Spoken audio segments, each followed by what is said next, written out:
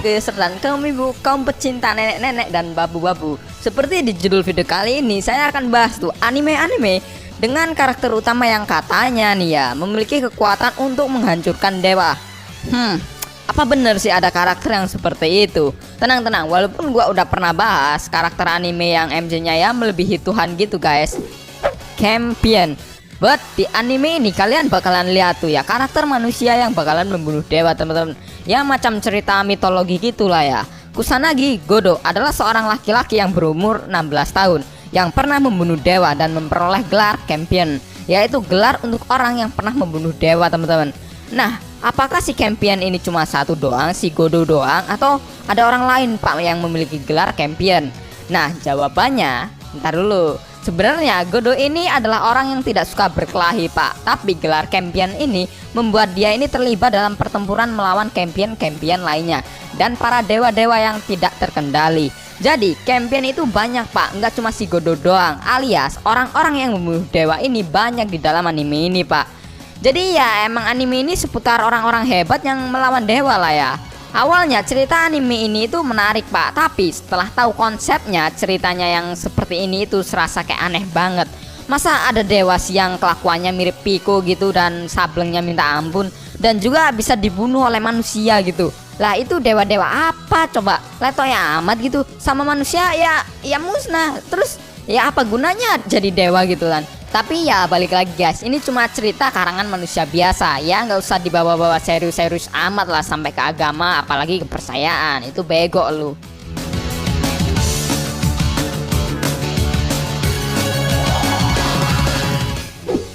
Utawarerumono Itsuari no Kamen. Utawarerumono ini adalah anime yang mengisahkan tentang Hakuoro dan berdirinya kerajaan Sukuru.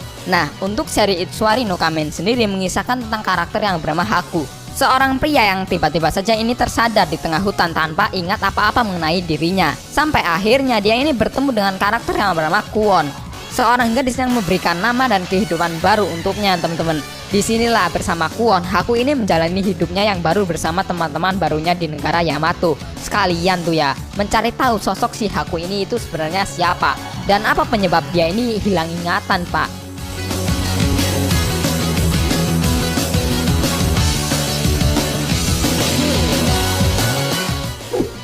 Tales of Zetiria the Cross. Sore adalah seorang manusia yang tumbuh di antara Tenzoku atau seorang roh yang tidak terlihat oleh manusia. Nah, Sore ini percaya pada sebuah dongeng, katanya kalau lu duduk di depan pintu bakalan jodohnya itu Pico pak.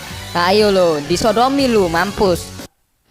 Bukan pak, itu salah. Yang benar itu kalau semua orang bisa melihat Tenzoku, katanya bakalan menciptakan dunia di mana orang-orang dan para Tenzoku itu bisa hidup dengan damai bersama teman-teman.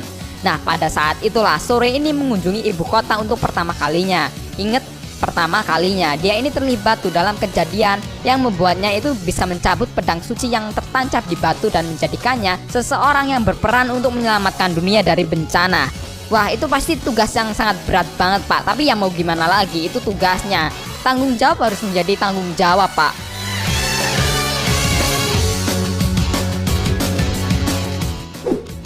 Law and Logic. Setelah umat manusia berhasil menemukan material logik sebagai pembentuk dari hal-hal abstrak, para dewa dan dewi yang sebelumnya cuma sebuah mitos pun kini hanya penduduk dari salah satu dunia paralel teman-teman. Nah, di dunia inilah sebagian pemuda dan gadis memiliki potensi untuk menjadi logikalis, yaitu orang-orang yang mampu berbagi logik dengan penduduk dunia lain untuk menggabungkan kekuatan mereka teman-teman. Nah, ketika peperangan di dunia mereka ini berakhir, pihak yang kalah melarikan diri ke dunia milik manusia teman-teman.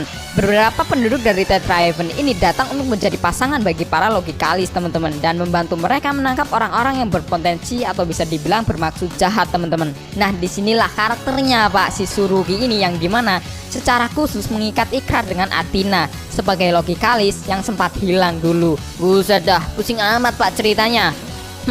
Ya begitulah ya pak ceritanya. Untung aja nggak gua bikin tambah pusing elu.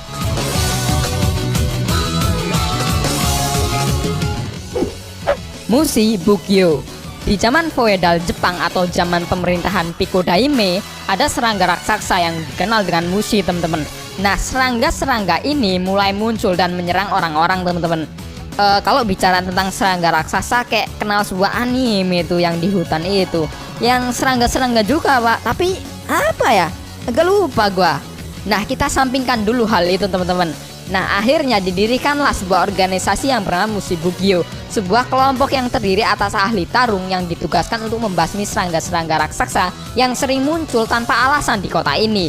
Ya dengan mengumpulkan prajurit-prajurit yang cukup kuat untuk melawan serangga-serangga tentakel tersebut itu, ya pasti bisa lah ya. Nah sekilas nih pak, ngomong-ngomong, kok agak mirip ya dengan anime apa itu? Iya bener banget teman-teman, sekilas mirip lah ya kalau kalian lihat dari ala-ala fightingnya seperti Demon Slayer, dengan unsur yang paling mencolok banget yaitu pendekar pedang.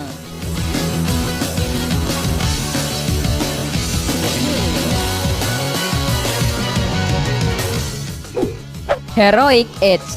Anime ini ngegambarin banget tuh ya, ada bocah terdampar di sebuah suku, malah akan menjadi sosok pahlawan di suku tersebut teman-teman. Heroic Age seperti namanya mengisahkan tentang sebuah suku emas yang sudah menjadi sejarah teman-teman. Ya kayak kisah asmara lu lah, cuma sejarah doang. Suku ini punya kemampuan untuk meramalkan masa depan. Nah pada suatu hari nih ya, suku emas ini menemukan sebuah kapal yang terdampar dengan seorang bayi, yang kemudian diketahui bahwa kapal tersebut itu dan bayi tersebut itu adalah sebagian dari suku besi teman-teman.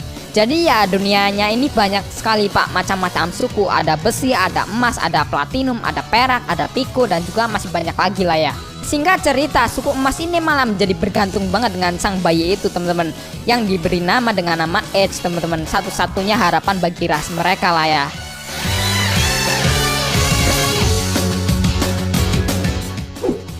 Big Order.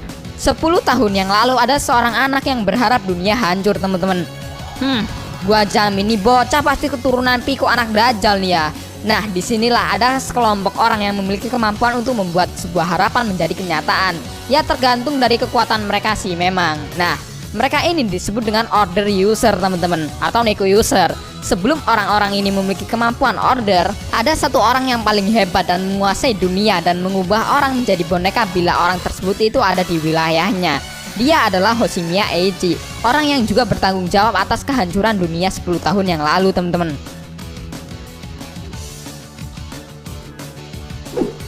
Sword Guide di animation. Walaupun namanya ada swordnya ya teman-teman, tapi ya jangan lu samain sama SAO pak, beda jauh lah ya.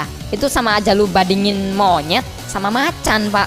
Singkatnya, seri ini menceritakan tentang karakter yang bernama Guy, yang tiba-tiba saja lahir di sebelah perempuan yang mati di hutan teman-teman.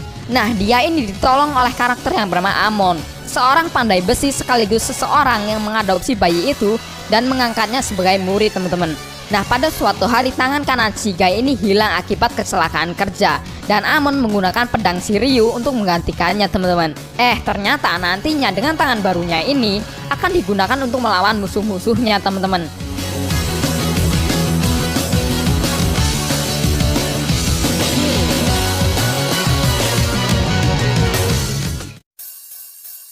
Nah itulah anime-anime di mana karakternya ini memiliki kekuatan yang berpotensi untuk menghancurkan dewa teman-teman, yang ada di dalam animenya pasti ya, di universe-nya masing-masing. Nah manakah anime-anime yang paling kalian favoritin? Tulis ya di kolom komentar. Dan juga kalau kalian punya pertanyaan atau kalian memiliki pendapat sendiri ya, tulis juga di kolom komentar teman-teman. Seperti biasa, thanks for watching this video. Saya user Eko Pengen Duri. Sampai jumpa di next episode.